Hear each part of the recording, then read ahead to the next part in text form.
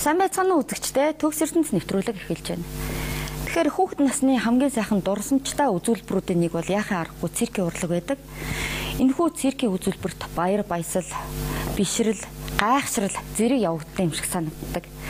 Тэгэхээр энэхүү сайхан тайзны урлагт тэдний гялалцсан, гялцэл, гайхамшигтай үзүүлбэрээс гадна хувцлалт нь маш чухал байдаг. Ингээд Төгс ертөнц нэвтрүүлгийн уран бүтээлчид бид циркийн хувцсны талаар нэвтрүүлгээ бэлтгэлээ. Ингээд үзэгчдээ энэхүү нэвтрүүлгийг хүлээн авч үзнэ үү? Дизайны төгс шийдэл.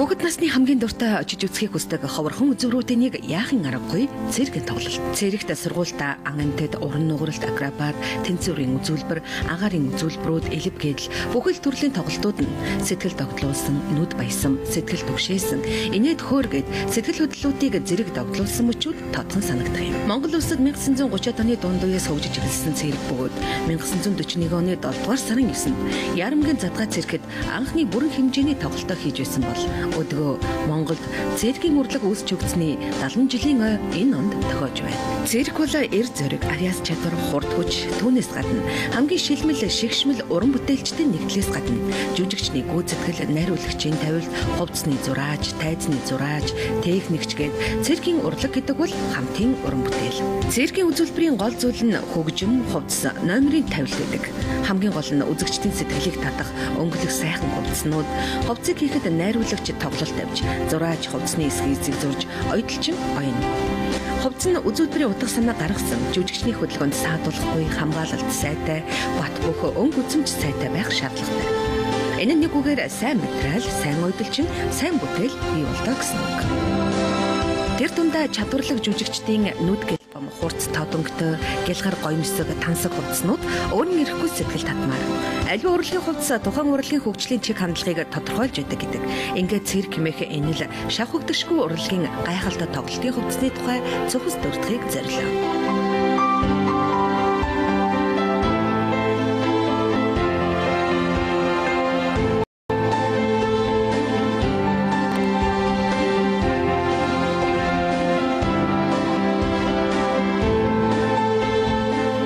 Монголын орчин үеийн циркийг үүсгэн байгуулагч Раднай Узрагс нэмэнтэсний 100 жилийн ойг өгтөж шинэ цирк төвөөс олон төрлийн арга хэмжээ зохион байгуулсан үзүүлбэрийн хэсгээс одоо толилуулъя.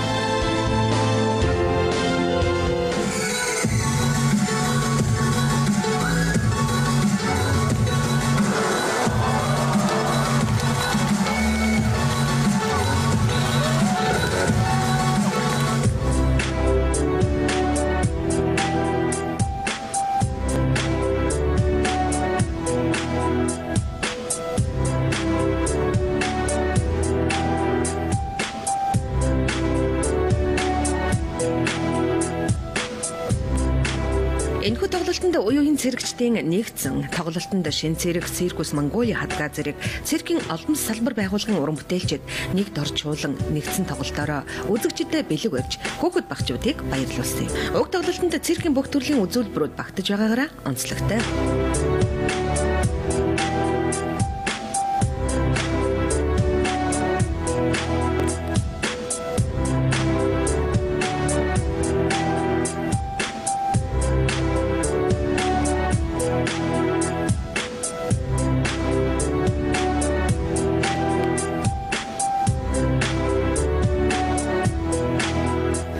Циркийн жижигчин бол тэгэл айгу гоё штэ хүмүүсийн тий хүмүүст одоо нэг хийж чаддгүй юмыг нь тий айгу саднаар мөн гоёор илэрхийлж үзүүлдэг. Одоо ингээ постэрт одсон тий тайзан дээр болохоор тэгээ урд нь та нар энэ үзүүлбэртээ ямар хувцас өмсөжсэн бэ? Урд нь бид нар энэ үзүүлэлт хийж байгааг үл шинээр гаргасан шинэ намир. Бид нар аль нугралтын хүмүүс бол дандаа энгийн комбинзон өмсдөг. Харин бид нар бол наадсан намирыг ийм хүлтэй тэгээд ер нь бол нугарахад маш хэцүү. Ер нь тэр хүнд үзүүлбэрийг үзүүлэхэд маш хэцүү байдаг. Тэрнгээр манай намир их даваа талтай. Яа нөгөө хийж хаа үзүүлбэрийнхаа дүрдээ ороод тийм тэгээд хувцсанраа өмсдөг. Тийм. Тэгээд бодолтой ч гэсэн муу яг тэгж идэг. Тийм өөртөө боддог.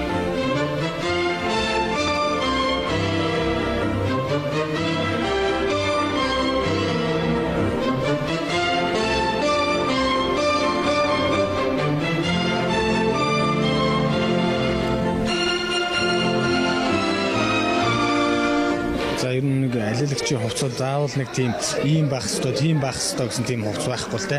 Гэхдээ ер нь одоо акробат алиалагч гэх юм бол одоо илүү тийм одоо бие дэвтэйхэн тийм хувцастай байх ёстой. Зүгээр ярианы алиалагч гэх юм бол шал өөр бас хувцастай байх ёстой. Одоо ер нь тэгээд одоо бас ингээд энэ би жишээ энэ хувцастай байх гэхэд одоо дахиад хувцас солих чинь л да өөр үзүүлбэрс гаргаж байгаа учраас дахиад нэг өдөр дааш одоо өөрийнхөө нөгөө таарсан номертой зориулсан тийм. Тэрэндээ тохируулж хувцас амсан л да бас алиалагч. Ер нь өөрсдөө зургийг гаргана л да. Тийм ер нь өөрсдийнхөө зургийг одоо ийм хувцас өмсмөр юм шиг тийм өөрийнхөө зургийг өөрсдөө гаргана. Тэгээд тэрнийхээ дагуу хувцас хийлгэнэ л да. Одоо 3 төрлөөр гарч байна. Шидэх тэнцвэр, хүндчиг, шидэх банц гэдэг. Одоо хүнжингийн хувцас өмсчээл. Жоо хөнөгүй тиймхүү тавилттай тэгээд хоцны жоо тиймхүү харагдаж байгаа. Яг өмнөөс ойлгоод үзэх юм бол ер нь бол манай хүнжингийн бол дандаа л нэг бүхэн тавилттай байсан.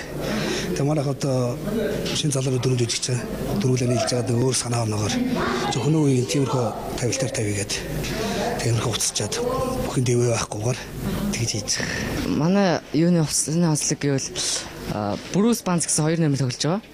Тэгээд Монгол ардын уламжлалт тийм Монгол ардын хувцсаар хувцалж байгаа да. Тэг үндэсний хэм маягаар хувцалж байгаа. Одоо энэ хувцас тавигдах өөр онцлогуд гэж байд юм уу? Бусад одоо жүжигийн хувцастаас. Тэгээ чөлөөтэй тийм бие дэвтэйхэн сундаг тийм материалаар ер нь хийгдэн л дээ. Ер нь номер хийхэд тийм бүх бот чанга огстой бат. Бүр тийм одоо бүх юм нь сайн тийм баталгаатай энэ яг уу тийм бэхлэлтэй энэ минь бүгд ингээд аюу сайн байх хэрэгтэй. Ер нь бол тэгэхгүй бол нэг юм хийгдэл ингээд унаа сална гэдэг утгаараа тийм. Нэг тоглолтод ойролцоогоор 3-4 хувцас л шүү дээ. Бэхлэлийн хувцас ямар номер тусалж байгаа хараад төгсгөл өөрийн номер гэдэг ингээд баг нэг тоглолтын дээр бол 3-4 хувцас л ер нь бол манай групп бодвол 3 номер тоглож байгаа. Тэгэхээр бэлтгэлийн хувцас гэж тоглолтын хувцас өөр ямар төрлийн хувцснууд байдаг вэ? Одоо бэлтгэлийн хувцастай нь өөр одоо байхгүй те. Тэгэл тоглолтын хувцас байна. Тэгээд юу тийм бие халаадаг одоо юу гэдгийг тийм одоо тусах халаад гэж бодож байгаа одоо тийм л хувцас юм да. За манай циркийн Ардна Озер нэрмжтэй 100 жилийн ойн тоглолтод төлөлдсөн гэж үзсэн их баярлалаа та бүхэнд. Тэгээд улсын цирк Аса циркийнхаа бүх хамт олонд бүгдээр нь уран бүтээлчдэд сайн сайхан сайжтайг нь аль төлбөрт нь бүгдэн дээр нь өндөр амжилт хүсье.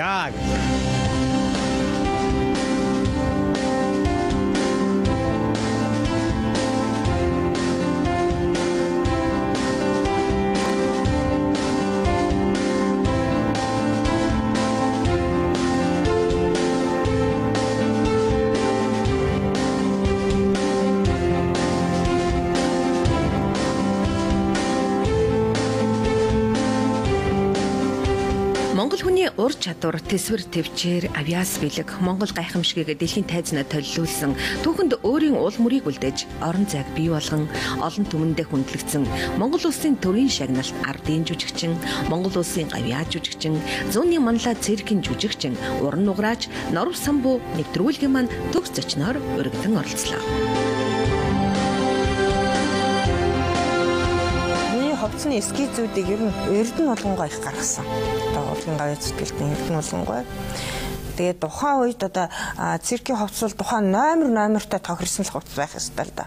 Ямар номерын жүжигчин ямар хувцас шаардлагатай тэр л байгаа. Зүгээр тухайн үед бол нугралтын хүмүүс голцвол нэг левчиг бандаж жаха насанд хүрснүүд нь хүүхдүүд бол нэг шарваартай, жижигчтэй бандажтай тиймэрхүү хувцснууд өмсөд идэг байсан л да. Ер нь одоо нугархаа боллоо л ер нь левчиг бандажнаас салаагүй дээ. Миний хувцас голлох хувцас маань тэр Гэхдээ тухайн үед чинь материал их ховор байлаа тийм ээ. Тэгээ нөгөө билиос гэдэг нэг юм байгаа штэ. Эн чинь л одоо гол чимэг байсан. Тэгээ манай хаагш бол ардын жүжигчин төрийн саяхал Цэндэш гэж хүн байсан. Тэгээ Цэндэ хаагш бол надад хувцсны чимэг аяхыг бол зааж өгдөг. Тэгээ би өөрийнхөө нэг хар сатинын андер ч юм уу хар атлас байсан та. Тэрэн дээр нэг банд штефчиг аюулчаад нөгөө хөрө битүү тийм улаан хөрөн бляскаар аяж би анх өөртөө тэгж хувцас тэгж хийж исэн. Тэр хувцас их өмсөө.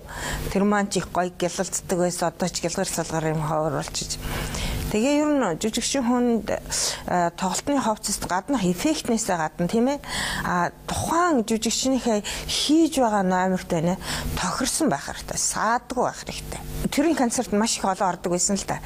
Тэгэл төрийн концертанд голцоо шинэ ховц хийж өгнө надад. Тэгээ нөгөө шинэ ховцныг биеинд хөвшээг болохоор жаахан эвгүй.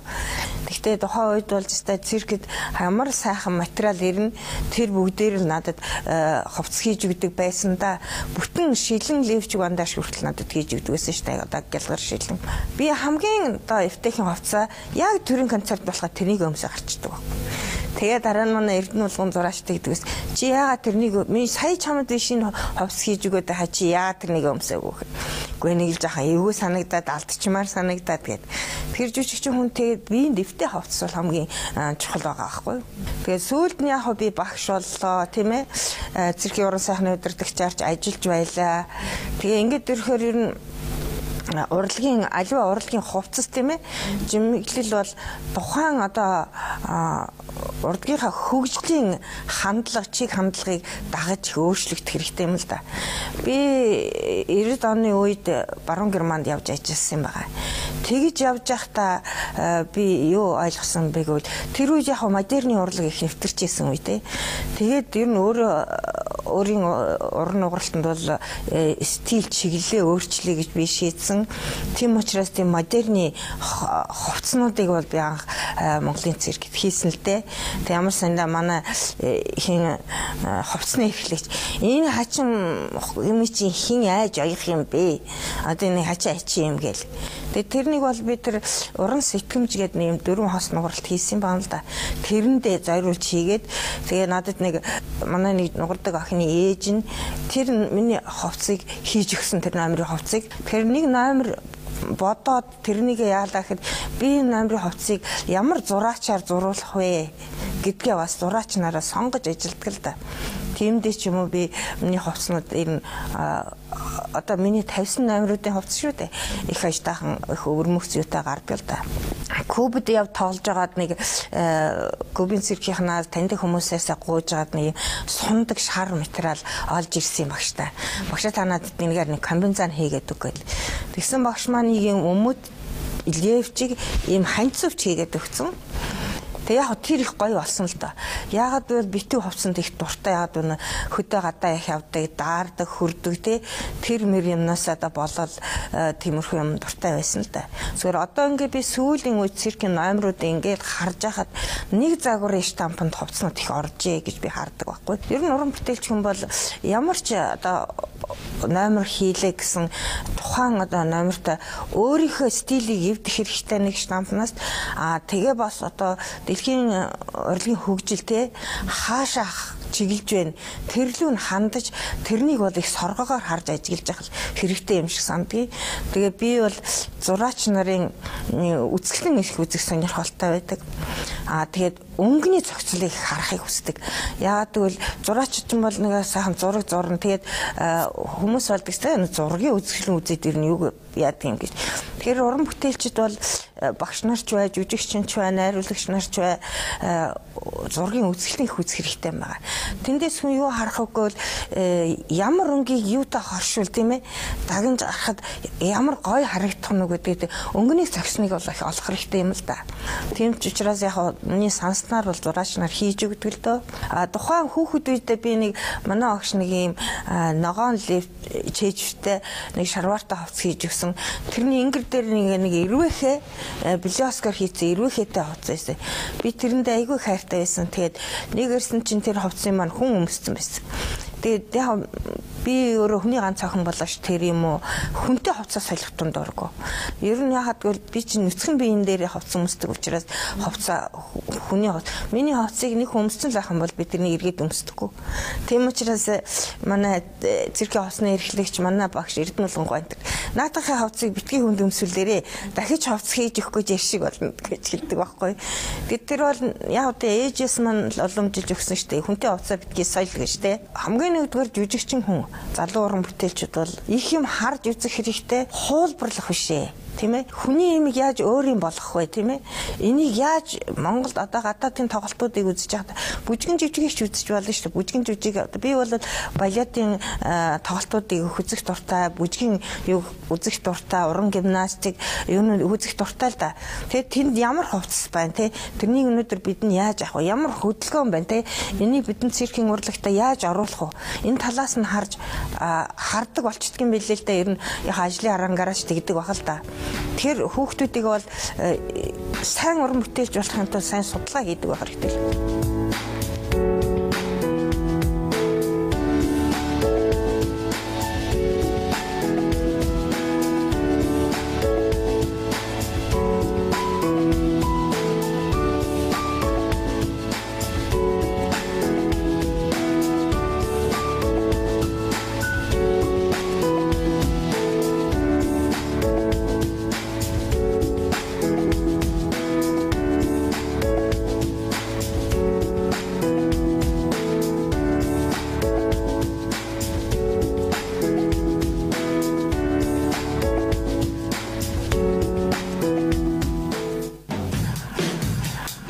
Зөгчдийн төгс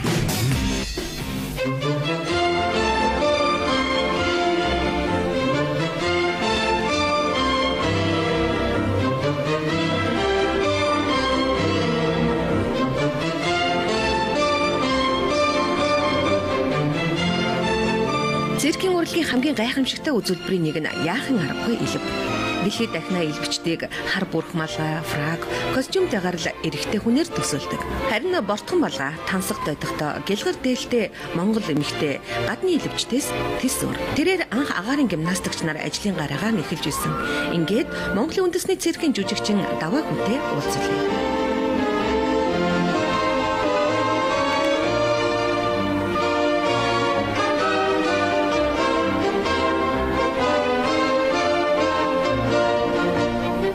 Циркийн урлагт яагаад татагдсан бэ гэх юм бол хамгийн анх спортын гимнастикч ер нь цирктэй яг спорттой төхүүл гэж ярьж байгаа. Тэгэхэд бол спортын гимнастикт явж байгаа. Тэгэнгүүтээ цирк шалгуулаад тэнцсэн байхгүй. Тэгин за би яг циркт ийм урлагийн юунд тэнцсэн байхтаа гэхэд л ерөөсөө яг тэнцээд орж исэн. Тэгээд тэр чигээр явсаа 4 жилийн дараа циркийн сургуулаа төгсөөд Арднавзарын нэмж циркийн сургуульд 14-лээ Москвагийн училищээс 16 хүүхэд төгсөж ирээд ингээ 30 хэдэн хүний бүрэлдэхүүнтэй бид бүхэл бүтэн залуусын золбоо програм гэж. Тухайн үед би миний яг анхны агаарын гимнастикийн номерт хэрэгжилжсэн тийм Яган Купальник байсан. Тэгээ тухай нэг улаанаар хийсэн байхгүй юу? Тэгсэн чинь улаанаар хийсэн чинь нөгөө бүгдөө ингээ нөгөө доор ингээ нөгөө манай номерт ингээ хувьсгалын тэр үе чинь хувьсгалын бүзийн бүжиглэнэ нэг ачуутын гарч ирдэгс. Тэгээ тэднээс арай нэг үгүй би ягаад гэвэл миний агаарын номер чинь бас би өөрөө соёл номер хийж байгаа юм чинь арай өөр өнгө байх хэрэгтэй гэдэг. Чирнэлийн ягаан өнгө бүр чирнэлийн ягаан өнгө болгочихсон. Би тэр өнгөндөө өөрөө айгуу дуртай.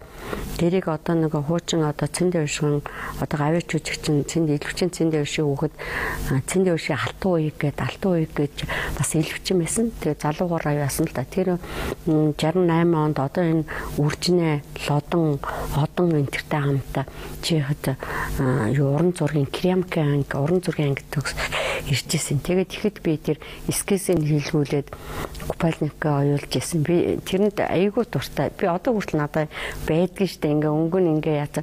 Тэгээд тэрэн дээр нь ингээ Монгол хээ ингэж хийж өгөө таньцууг нь юм нудраг энтертэй хийж өгчээсэн байхгүй юу. Тэгээд бас хүний чинь өнгө зүсийг хувцуурхан бие читгэр гэдэг шиг хүний өнгө зүсийг бас хажууд нь хувцсан маш их авч явдаг. Польшд явж ирсэн. Яг тэгэхэд жинхэнэ нөгөө картын системд орсон 70-80-аад оны үед хэцүү байсан шүү дээ. Тэгэхээр чинь яг бид нар бас нэг олон улсын тоглолтоор явж ирсэн болохоор бас арай гайгүй. Тэгээ нөгөө Польш, Болгарын жүжигчин чинь дандаа нөгөө нэг юм өдөн хувцснууд ингээл том өднүүд унжуулаад тэгэл ийм гоё өдөө хувц өмсгөөсөн ямар гоё юм бэ. Эсвэл бид нар арай л нэг ядуу хувцтай магаал бас тухайн үедээ бас өөрөөсөө айгүй голол тэгжсэн байхгүй юм а хүснэ гэдэг шиг тухайн үед нөгөө өдөө хувц гэдэг чинь нөгөө Монголд чинь нэг манай цирк чинь нөгөө цөөхөн байсан болохоор тэргэл хүсээд тэгэд одоо эргээд харьцуулах юм бол Монгол хувцс бол манай Монголын циркчдийн уран бүтээлчтэй хувцс бол хаанч гоолгодохоор өшөө харин эргээд манай жүжигчтэй хувцсыг ингэж шүү дээ. Танаа хувцс чи аюулгүй мундаг ямар гоё юм бэ? Үнэхээр өстой нэрэ энэ яаж хийхээр ингэж хийж чинь гэж бүр тэгж асуудаг байсан шүү дээ. Миний энэ малгай чинь бол аюулгүй их түүхтэй малгай л да. Надад одоо би энэ малгайг бол өөрөө хийсэн. Анх мантхай малгай юунд гарч байхад энийг өөрөө яаж хүнээр хийлгүүлж жагаад тэгээд ер нь уран бүтээлч хүн гэдэг чинь бас нэг юм уралж ойдог байх хэрэгтэй, хийдэг байх хэрэгтэй. Тэгээ би малгайгаа гэдэг энэ чинь эхлээд тэнгэрийн өнгөд би нэг бэлэгдээд цэнхэр өнгөтэй болгосон. Дараа нь энийг хар өнгөтэй болгосон. Тэгээ сүүлд нь вэжсэн жоохон хүний нас захиад ирэх ч юм уу жоохон тийм шүтлэгтэй болоод жирээд ирэх юм уу. Гэхдээ ер нь шар өнгө ер нь зүгээр юм байна гэд тэгээд шар олгосон. Олдод толбол би нэг хэсэг одоо ерөөсөө нэг Монгол үнцээ гэхгүй Европ маягаараа ингээл хувцлаад байдагсан шүү дээ. Сүүлийн баг 10 гаруй жил дандаа тийм Монгол үнцнийхээ хувцсаар гоёдаг. Тэгээд ерөөсөө яг циркийнхаа юм стил таарсан. Тэгэл одоо жишээлхэн болоод эргэжтэйчүүд ихсэн дандаа баатрын хувцастай. Зүгээр нэг тийм тэнцвэрийн номерд нугаралттай тэнцвэрийн номер хийсэн ч гэсэн додогтой одоо ийм гоё нөмөрхтэй цэвэр ширээр хийцэн. Тэгээ хүнд жингийн бас номерт гэхэд ч л одоо жигчл бүхнийхөө юг хадгалаад бүхий малгай зодог шуудаан өмсөд Монгол гуталтайгаа тэгээ гарахаар чин зэрэг ерөөсөө тэр хаач байхгүй тэр гоё хувцс чинь зүгээр Монгол гуталтай ингээл тоглолтод таргал гарч явхад бол тэр жүжигчний гэхээс нийлбэ бас хувцсын айгүй хөсөн жогтой байхгүй. Дамаа Европод тэгээ сүүл бас Африкт бид нар бас яах чинь тийм халуун газар чинь нөгөө нэг их мундаг таавч маавчтай өмсдөг болсон чинь нөгөө ийтгэр Монгол хутлыг харахаар чинь зүгээр баг нөгөөдгийг авчиж ингэж баяр малтаж үзгэж шахвал хүний нүцгт явахаар хаана хуу гэх нь би Монгол ш тэгээ Монгол хэр мэдгүй гэхэд үгүй манай монголчууд чинь Монголын Европт Аад бүх энэ тентгийн бүх юг мэдэн ш манай монголчууд чинь мундаг ш гэж айгүйх бахархдаг байхгүй. Тэгээ яг тэг бахархдаг шиг адилхан энд байгаа бүх улсууд бүгдөө тэр сайхан ухаантай, уужуу ухаантай цэвэр цэмцгэр сайхан байгаасаа л гэж хүсэж байна.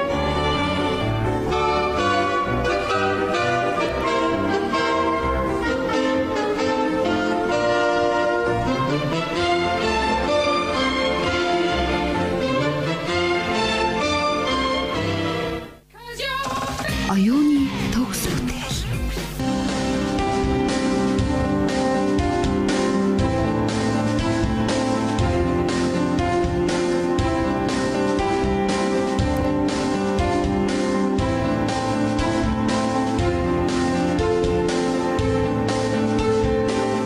Нэвтрүүлгийн манд бас нэгэн зочин Даш Дулмгай циркэд насаараа оёлын мастер хийсэн хүн. Жүжигчдийн хувцс унараас ихсүүлээд амьтдын хувцс зэрэг оёхгүй хувцс түнд байхгүй. Мастер оёдолчин тэрээр тэтгэвртэй гарсан ч циркчдийнхээ болон урлагийнхны хувцс дээл зэргийг ойж байгаа гинэ. Улсын циркэс төрөн гарсан цөөхөн гавьяатын нэг Монгол улсын гавьяа жүжигчин Жанжив Туржийн гэргийн юм.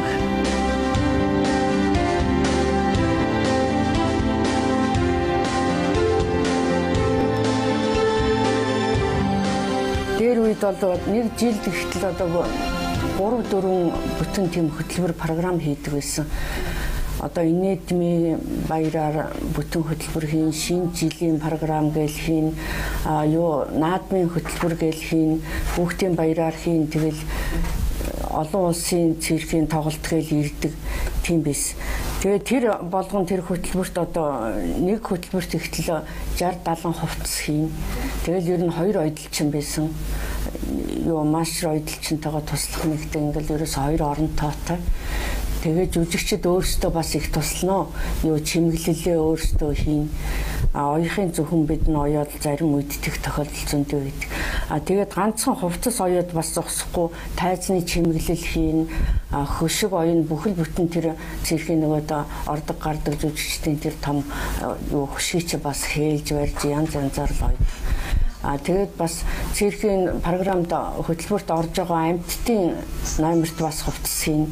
Тэгэл наад зах нь попон гэдэл нөгөө сарлаганд хийн тэрэг тэмээн тэргийн чимэглэн тэгэл ерөөсө хийхгүй юм байхгүй. Тэгэл баавгайн товцхийн, сармагчин товцхийн, нохойн товцхийн. Тэгэл тэр болгоно нөгөө сармагчин баавганаас чинь хэмжээ авна гэдэг чинь бас их эрэгтэй. Тэгэл маллагч нь хөтөлж орж ирээд л бид нөгөөтгөөс чи айд зүхтаагаад л тэгэл амтанда чихэр юу бичээ өгч аргадж байгаад л тэгэл нэг хэмжээ авсан болол хувцсыг хийгээд л тэгэл хөөрхөн хувцастай болол гараал ингээл тоглодог. Тийм байсан үе. Дээр үед бас тэр болгоно нөгөө сундаг материал чи олддоггүй үе байсан байхгүй. Тэгээд тэр үед чинь бид нь эрзэнээр татж байгаа л эрзэнтэй нөгөө үрчийдэг хэмжээнд нь яг өөрт нь нөгөө норм болох хэмжээнд нь эрзэнээр татж байгаа л эрзэнд татсан нөгөө фасадтай талаа нууж байгаа л дад гартаг тийм журмаар хийдэг байсан. Цэргийн хувцас чинь яг нэг ингээд бүтэн дээл гэж байхгүй, бүтэн юу цамц гэж байхгүй, бараг л тал өрөөсөн тэгэл нүцгэн шахуу тийм л хувцснууд голцоо хийдэг. Ганцхан цэрхээрээ дагнахгүй бас одоо бол спортын, уран гимнастикийн тэгэл энгийн бүжигчдийн хувцас хийж байгаа. Ганцхан зураачийн нөө эсхийзийнхэн дагуул хийн.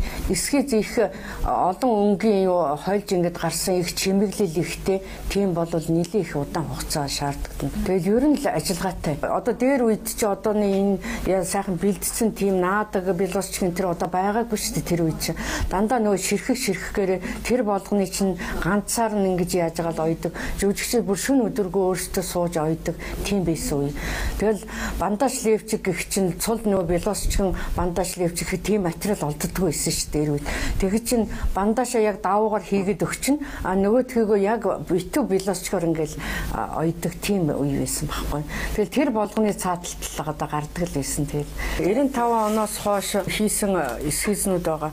Тэгээд олон зураачтай ажилласан. Энэ чинь зураач нөгөө тийм одоо урлагийн гавьяас зүтгэлтэн Эрдэнэ улангуйтай бол би 20 жил хамтарч ажилласан. Тэгэл зураачийн эсхийзээр нь яаж гарна уу? Тэгэл тэр эсхийзийн дагуул энэ хийн. Тэгээ эсхийзээс бол гажиж болохгүй. Чуулгын зураач биш дээ хин гээд уран чимэг гээд тэрний эсхийзийн цагаан дарих гээд энэ бас Вьетнамд нэг тэмцээнд 3 охин явсан. Энэ эсхийзээр бас хувцас хийж явуулж ирсэн. Сүүлийн үед энэ Цолбон бат гээд зураач Цолбон баттай бас олон жил хийсэн.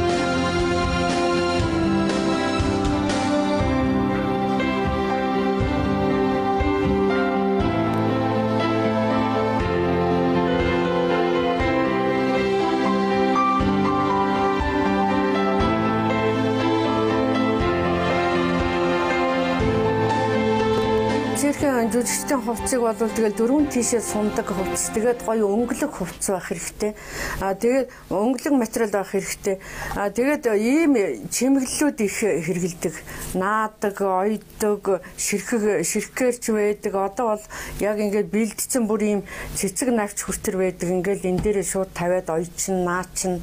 Тэгээд одоо үед бол бас юу нэлийн юмнууд бол улам гоё юу ятсан байна л да. Соёлжсэн бүр бэлдсэн. Эсхэд бол нарийн л да. Яг хэмжээгээ юу яагаад эн чинь юу зүгээр жирийн дээл мэлийн яг бүх юмны хэмжээ бол ер нь адилхан л да. Хүний хэмжээг бол аавна гэх чинь одоо өргөн нарийн мөр тэгэл хамцооны урт ер нь тэр загвараасаа шалтгаална. Хамцуугүй хийх вэ нү, хамцуутай хийх вэ нү, хормойтой хийх вэ нү, хормойгүй хийх вэ нү, бүтэн дээл хийх вэ нү, зүгээр комбинзон хийх вэ нү. Яг тэр зургаасаа шалтгаална. 5-6 оны үед л юм. Юу энэ урлагийнх нэг ер нь юу яасан байхгүй Москвад дадлаг хийлгсэн байхгүй. Тэгээд юу циркэс ерөнхий зураач Эрдэнэ улангуй бит хоёр хоёлаа явсан. Яваад Москвад 45 хоног курс хийсэн яг Москвад. Тэгээ хоёулаа юу циркийн үйлдвэр том папраг үйлдвэр байдаг байхгүй. Ерөөсө циркийн жүжигчдийн хувцсыг ерөөсө бүхэл бүтэн ингээл дамжлагаар хийгээл гаргадаг, бэлэн болгодог. Эсхүүрээс эхлээл тэгээ 7 хоногор эхлийн өдөр нь эсхүүр дээр нь хүлээж авдаг. Одоо юу захиалга яаж хүлээж авдیں۔ Тэгээ эсхийзээ яаж гаргадیں۔ Тэр дээр нь ажиллаад тэгээд 2 дахь 7 хоногт нь болохоор юу эсхүүр юун дээр ойдл дээр ажиллана. Тэгээд дараа нь белосчиг нөө чимэглэлийн тасаг гэж байна. Бүхэл бүтэн чимэглэл одоо ингээл 10 20 хүн ингээд суудсан. Нэгэнд суучаад ерөөсө дор энэ дээр нөгөө энэ материалынхаа нэг буланг эндээ ингээд нэг юмар хатгаад ингээд бөхлөө тогтоочт юм байлээ. Тэгээ энэ талаас нь ингээд ерөөсө биологичоо ингэж гар дээр ингээд бөөнөр наваад энэ хуруугаараа ингэж биологичоо тараагаал ингээд оёд хийтий. Би тэрийг сурах гээд ерөөсө чадгаа. Нөгөө манайхан болохоор ганцаар наваад ингэж ойдог. Тэгээд бүр ингээд яг тэрэндээ ингээд бүр нөгөө эзэмшсэн тэр мэрэгжлээ ёстой яг одоо бид нөгөө ойдог мэрэгжлээ ингээл эзэмшдэг шиг яг тэдэн чинь нөгөө чимэглэлийн юг яг тэгээд гарт нь орцсон яг тийм байт юм. Би өөрийнхөө хийсэн хувцсыг дараа нь ингээл бүтэн програма хүлээлгэж өгчөөд улсад нэг гоё програм үзээ суудагч те тэр үед л би өөрөө их бахархдаг. Ягаад гэвэл хүүхдүүд одоо ингээл нөгөө жүжигчч гарч ирээл ёстой ихчээ баярлалаа ёстой танд баярлалаа миний хувцс ямар харагдаж байна яаж ийн те тэгэл хувцас сайхан болсон байна, хувцас тийм болсон байна гэл. Дээр үе чинь бидэн чинь нөгөө уран сайхны зөвлөл гэл айгүй олон шат дамжлагаар ордог байлаа ш. Нэг програм хүлээлгэж өгөхөд одоо бол тийм юм байхгүй. Одоо ингээд нөгөө юунд гарчхаар чинь хувь хүн л баярлалаа гэл явна уу. Очиж яг хийсэн нөгөө програм бүхэл бүтэн юм тоглолтын хөтөлбөрийн програм хийчихэд бид нь очиж үзнэ. Тэгээд үзэхээр өөрийн одоо та очиж хувцаа үзээрэй ингэсэн та хоёрын хийсэн хувцас ямар байна уу гэд тэрийг очиж үзэж яхад бол хувцас яста гоё болсон, сайхан болсон, яста бийд тохирсон ингэсэн гэл тийм гоё чимэглээ үг хэлж байгаад их баярлалтай л да. Тэгээд тухайн үед би тэр програмаа үзээд энэ хувцас юу яагаад өөрөө тэргүүрээ бахархал сууж явах сайхан байна.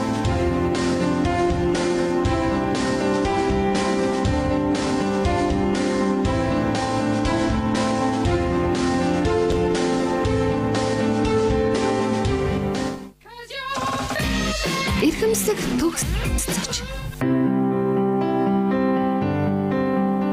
Зураг эсгээцгүйгээр ямар ч бүтээл бий болохгүй шүү дээ. Ингээд нэвтрүүлэхдээ Монгол цэргийн ерөнхий зураачаар 10 гаруй жил ажиллаж, тайз хувцсны эсгээс гарахаас гадна уран зураг, Монгол зургийн төрлөөр уран бүтээлийн тойрвож яваа зураач Цолгон Баттай хийсэн ярилцлагыг одоо хүргэе.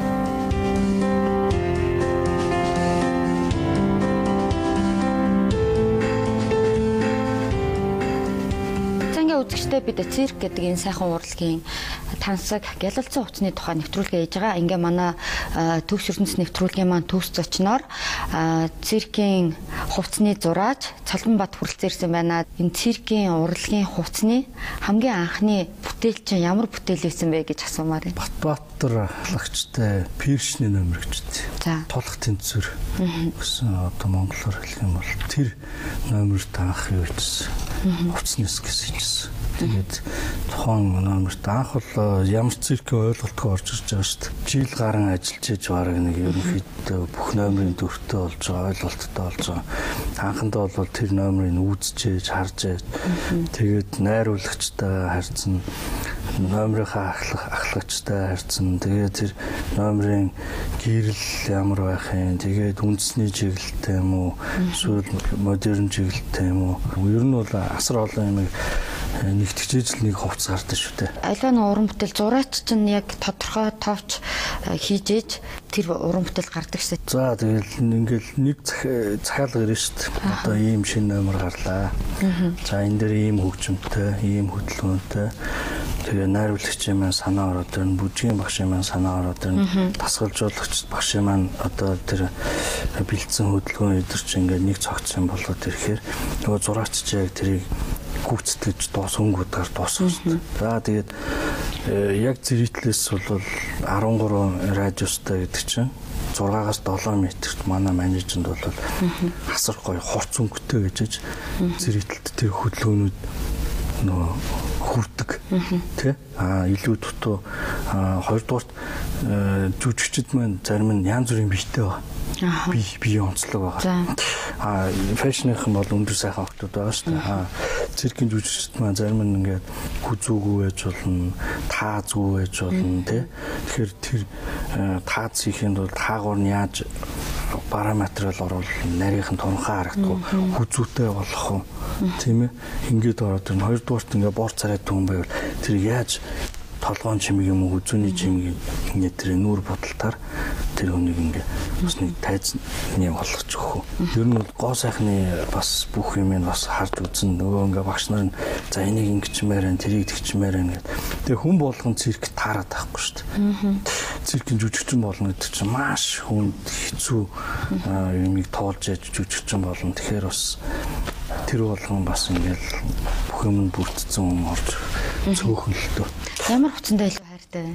За ингээд ерөнхийдөө ингээд аялан тоглолтын гэж байгаа. Шинээр номер нэг шин уран ер нь бол шин төрөг тавигдлаа шин номер харлаа. Гэхдээ яг шин тэрэн дээр шин юм хийгддэг байхгүй. Тэр номеруудтай хувцснуудтай л ер нь аюу хайртай. Америкийн нэг Ринглингийн цирк гэхэд алдартай аялан тоглолт. Тэрний эзэн ирээд манай энэ хүнжингийн амар жаргалтай тэр хүнжингийн номерыг үзсэн. Тэгээд тухайд их гоё хувцсан л та юм баатрын тэгээд ингээд тоног моногтой товроо моногтой их л гоё хувцсан. Тэгээд тэрийг үзчихээ тэр Америкийн циркийн ахлагч тэр захирлуулдаг гэсэн гоё номер байна. Тэгээд энэ номерыг яг энэ хувцтай би аммаар шүү. Тэр бол бас нэгэн бодлоо надаа. Энэний цаана ажилласан зураач ажилчин бол маш сайн ажилласан байна гэдгийг хэлж байгаа бол гэж бодсон. За тэгээд одоо энэ сайхан мэрэгчлэлтэй яг циркийн зураач гэдэг хуцсны зураач гэдэг талаас нь хүмүүс бас бага мэдээлэлтэй байдаг болов уу гэж би бодоод байна л да. Тэгээд яг энэ зураач циркийн хуцсны зураач гэдэг ажлаар мэрэгчлэлээр нэлээд олон жил ажиллаа. Тэгээд энэхүү ажлынхаа мэрэгчлийнхаа баграх гол зүйлийг үзэгчтэй хуваалцаач. За бид нар ч яг нөгөө одоо өөрөө ч хэлснээр ингээд тайзны артлын арын албаных ингээд зураач дархан мужаан хойдолчин гэл одоо би бол циркт байхдаа би ганцаараа л зураал одоо ингээд хамгийн минь хийгээл гиг үлчээгүй. Тэгээ миний хамт ажиллаж байсан даахагч нар одоо ингээд одоо нэрийг хэлээд байгаа зарим нь хэлээгүй орхичл гонтгүй тийм одоо дархан мужаан тэр хойдолчин тэгээд нэрв нэгтлангаас өсвөлэл бүгд л өөрхөө цирк урлагийн төлөө бүгдээрээ л ажиллаж амьдарч байсан. Тэгээ энэ хүмүүстэй нийлж ингээд тодорхой хэмжээний уран бүтээл зөндөөл уран бүтээлийн ард гарч ирсэн. Тэр бол тэр л одоо ингээд тэр зовлон зүдгүүр нь хүмүүс болохоор ингээд асар гоё тоглолтыг үздэг тийм. Бид сарын өмнө яг ингээд юу бат. За тэдэн сарын тэдэн цагаас тоглолтоо гээд телевизээр тэгэл энэ гадуур балкад анонс гарчдаг. Яах зэрэггүй тэрийг хийж цагт нь амжуул дуусгах хэрэгтэй байхгүй. Хичнээн сар нойргоо хоолгүй ажиллаад дуусгаад яг ихний тоглолтын дээр нөгөө жижиг деталууд ингээ өдөр шөнөгүй хийсэн деталууд чинь яг тэнд ингээ нийлээ цогцолоод яхад 2000 зэрэгтэлд байгаа хүүхдүүд бүгд анхаарлаа хандуулдаг байхгүй. Нэг хүн болдог байхгүй. Тэрэндээ ордог тэгээ уусдаг. Тэгэхэд тэр бол гайхамшиг.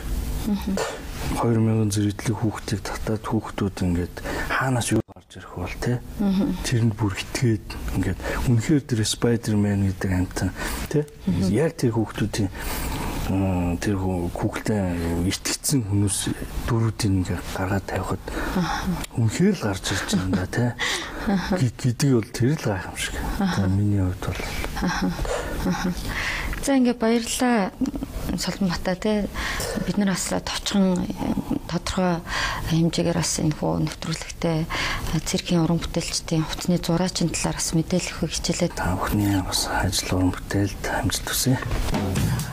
Дизайнерын төгс зам. За ингээ үзэгчдээ бид циркийн урлагийн талаар за мөн циркийн хувцсны талаар товч мэдээллийг хичээлээ. Тэгээ энэхүү нэвтрүүлэгт маань циркийн жүжигчин, за зураач, оёдлчин зэрэг одоо гол мэрэгчлийн төлөөлөл оролцлоо. Ингээд төгс ертөнц нэвтрүүлэг өгөр өндөрлөж байна. Ирэх 7 хоногт уулзъя. Баяртай үзэгчдээ.